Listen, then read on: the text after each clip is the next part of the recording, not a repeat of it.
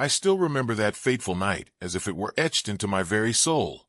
A night when a single email arrived at exactly 3:33 a.m. with a subject that chilled me to the core. The forgotten website awaits. A message that shattered the comfortable boundaries of my everyday life and dragged me headfirst into a realm of unspeakable terror. I had always dismissed urban legends about a mysterious website that appeared only in the dead of night, streaming live images of inexplicable tragedies and gruesome events. But that night, driven by a mix of morbid curiosity and an inexplicable dread, I found myself unable to resist clicking on the link. Sitting alone in my cramped, dimly lit apartment on the outskirts of Cleveland, the only light coming from the flickering screen and the weak glow of my desk lamp, I hesitated for only a moment before plunging into the unknown. The website that loaded before my eyes was startling in its simplicity. A barren black screen with nothing but a single line of scrolling white text that read, "You have been warned." And then, as if summoned from the depths of some forgotten archive, grainy live footage began to play. I watched horrified as scenes unfolded that defied all rational explanation. A man collapsing in the middle of a busy street, with eyes locked in terror. A woman sitting in a diner whose face contorted into expressions of pain and despair, and shadowy figures moving stealthily in dark, deserted alleys that I knew from my own neighborhood. The images were raw, unedited, and their intensity made my heart pound as if I were witnessing the unraveling of life itself. In that instant, the website became more than just a digital anomaly. It was a window into a series of events so disturbing that I could no longer dismiss them as elaborate hoaxes. In the days that followed, sleep eluded me as I scoured countless online forums and obscure chat rooms in search of any trace of this cursed digital phenomenon, only to find fragmented accounts of others who had encountered the same spectral sight. Their stories, whispered in hushed tones and shared under pseudonyms like Erebus and Spectre, recounted experiences so chilling that each word felt like an incantation of doom. I began to notice subtle, almost imperceptible changes in my life. A persistent, bone-deep chill that no heater could dispel, mysterious marks appearing on my skin at odd hours, and, most disconcerting of all, the sensation that I was being watched, not just online, but in every darkened corner of my life. One sleepless night, as the clock inched toward 3:33 a.m. once again, I set up my recording equipment with trembling hands, determined to document every detail of what I feared might be a new chapter in this digital curse. I sat in front of my computer, the oppressive silence of the apartment broken only by the erratic beating of my heart and the low hum of the machine, when, almost as if compelled by a force beyond my control, the website reactivated on its own. The familiar black screen dissolved into a montage of live feeds, a bustling city street that was not my own, a dimly lit living room where a man sat in silent agony, and then a close-up of a face so distorted in terror that I felt an icy hand grasp my very soul. As I leaned in, trying desperately to capture every detail, a sudden flash of static overwhelmed the screen, plunging me into a momentary darkness that seemed to stretch into eternity before the images returned, accompanied by a deep, guttural voice emanating from my speakers. "You have been chosen," it intoned, each word laden with a malevolence that vibrated through the air and resonated with an ancient, almost primordial force. In that frozen moment, I felt as though my will was being eroded by something unseen and relentless, a force that tethered me to that cursed site and whispered promises of unfathomable horrors yet to come. Desperate to break free from this hypnotic grip, I tore myself away from the screen and flung open the window, hoping that the cool night air might dispel the oppressive atmosphere that had descended upon me. Outside, the world seemed transformed. Familiar streetlights cast long, sinister shadows, and the moon hung low in the sky like a watchful, indifferent sentinel, its pale light revealing silhouettes that moved with an uncanny, predatory grace. Over the following days, my life descended into a state of surreal torment. Every time I powered on my computer, the cursed page would reappear as if it had embedded itself into the very code of my device, refusing to be expunged no matter how many times I attempted to delete the email or clear my browsing history. Friends and family noticed a change in me, a haunted look in my eyes, a constant tremor in my hands, and an obsession that drove me to explore every dark corner of the internet in search of answers. I turned to a local paranormal investigator named Marcus, a reclusive man with a reputation for delving into digital hauntings, and as he listened to my frantic recounting of events, his eyes darkened with both sorrow and apprehension.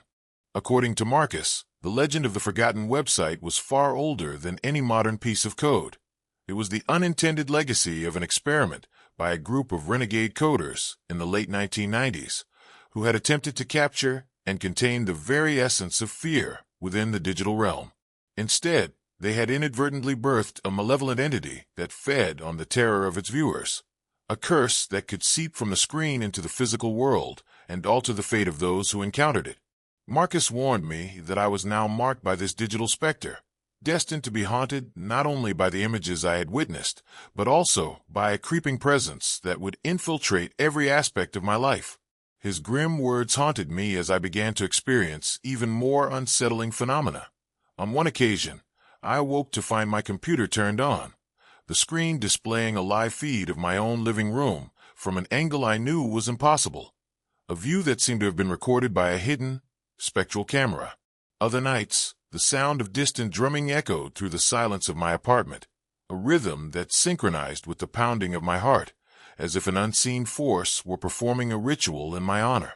My dreams, once a refuge of mundane thoughts, had become a nightmarish tapestry of endless corridors, faceless figures whispering unspeakable secrets, and the omnipresent echo of that deep voice declaring my fate. Driven by both terror and a desperate need for closure, I decided to trace the origins of the website, scouring cryptic archives, contacting reclusive experts, and even engaging in conversations on encrypted message boards where seasoned users spoke in veiled references to the curse and the digital dark. One particularly frigid night, I arranged a meeting with a former hacker known only as Spectre, who had once been involved in the very project that inadvertently created the website. We met in an abandoned warehouse on the outskirts of Cleveland, a decaying monument to forgotten industry, its cavernous interior echoing with the sounds of dripping water and creaking metal. Spectre, a gaunt figure whose eyes held the weight of countless regrets, recounted in hushed, trembling tones how the group of coders had believed they could harness fear, using it as a fuel to power a revolutionary form of digital consciousness. Instead, their experiment had spiraled wildly out of control, trapping the raw essence of terror within a web of code that now pulsed with a life of its own. He told me that the website was no longer just a collection of images and text. It had become an entity, a living curse that had the power to reach out and seize control of the minds it encountered. "Once you see it, you can never unsee it," he had whispered, a statement that resonated with a finality that chilled me to the bone. Even as I absorbed his dire warnings, the cursed website continued to intrude upon my life with increasing frequency. At times, I would catch fleeting glimpses of its influence in the world around me, a news report about inexplicable deaths that bore an uncanny resemblance to the live feeds I had seen, or the sudden appearance of ancient symbols on walls in my neighborhood that matched those scrawled on my computer screen. I began documenting every eerie occurrence in meticulous detail, my video logs and written entries becoming a desperate record of my slow descent into a nightmare that felt as tangible as the digital codes that haunted my every waking moment. One particularly harrowing incident occurred on a cold, moonless night when I ventured out to the real-world location that had appeared in one of the website's live feeds, a desolate, crumbling intersection on the edge of a forgotten industrial area. The air was heavy with the stench of decay, and every step I took along the cracked pavement was accompanied by an overwhelming sense of dread. I stumbled upon an abandoned storefront, its windows shattered and its door hanging ajar, where I discovered an old projector still running a continuous loop of footage that documented a series of tragedies eerily reminiscent of the website's content. The realization that this digital horror was not confined to cyberspace, but had bled into the physical world was too much to bear, and I felt as if I were caught in a vortex where past and present merged into a single, unending nightmare. In that moment, standing amid the ruins of what once might have been a thriving business, I understood that I was now an unwilling participant in a ritual that had spanned decades, a ritual that demanded a sacrifice of sanity and perhaps even life itself. With my heart pounding and my hands trembling, I recorded every detail, desperate to capture evidence of the curse that had irrevocably altered my destiny. Yet even as I documented my findings, I could not shake the feeling that I was being drawn ever deeper into the web of horror, that each step I took only tightened the invisible chains that bound me to the malevolent force behind the forgotten website. Days turned into weeks, and the boundary between my waking life and the nightmare I had inadvertently unleashed grew increasingly blurred.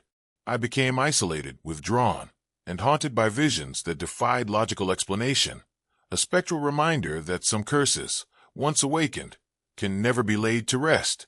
Even now, as I sit here typing these words in the dim glow of my monitor, I remain acutely aware of the subtle signs: the soft click of a keyboard in an empty room, the sudden flash of static on a screen that should be blank, and the oppressive silence that follows, as if the digital void itself were watching, waiting for its next move. The curse of the forgotten website has become an inescapable part of me, a shadow that lurks behind every reflection and every whispered wind, constantly reminding me that there are forces beyond our understanding, forces that thrive on fear and despair. And so, I leave you with a lingering question that has haunted me since that fateful night. Have you ever encountered something so inexplicably sinister that it forced you to confront the possibility that the digital world might be a portal to horrors unimaginable? And if so, would you dare to peer into the abyss when the clock strikes 3:33 a.m.?